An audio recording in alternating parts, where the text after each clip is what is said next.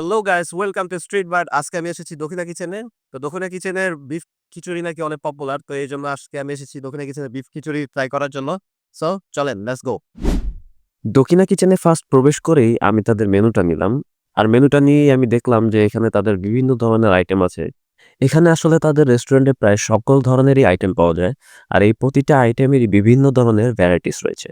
এখানে সাদা ভাত, ভর্তা, ভাজি থেকে শুরু করে tehari, biryani, pulao, khichuri, vegetables, fish, Chinese, dessert item, soft drinks, আপনি এভরিথিং সবকিছু খুঁজে পাবেন। এগুলো ছাড়াও তাদের একটা স্পেশাল আইটেম রয়েছে, সেটা হচ্ছে মাংসের চুই ঝাল। এটা আসলে যারা ঝাল খায় তাদের কাছে অনেক পছন্দের। যাই হোক, আমি আসলে এখানে খিচুড়ি খেতে এসেছিলাম, তাই আমি খিচুড়িটাই অর্ডার দিলাম। আমি এখানে বিফ খিচুড়ি অর্ডার দিয়েছি। এখানে বিফ খিচুড়ি ছাড়াও আরো বিভিন্ন ধরনের খিচুড়ি রয়েছে।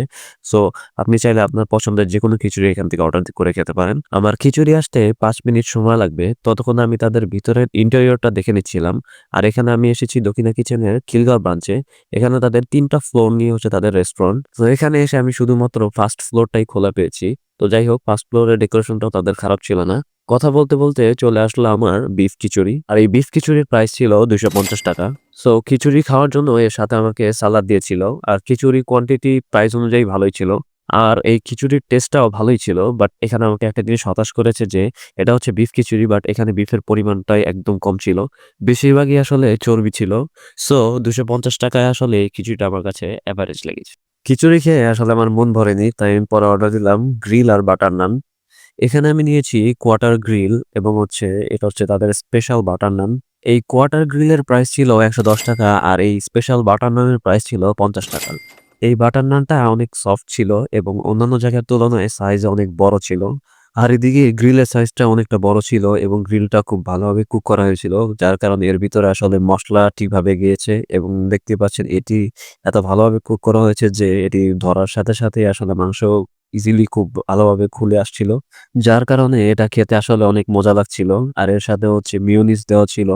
মিয়োনিজ দিয়ে খেতে আমার অনেক ভালোই লাগছিল।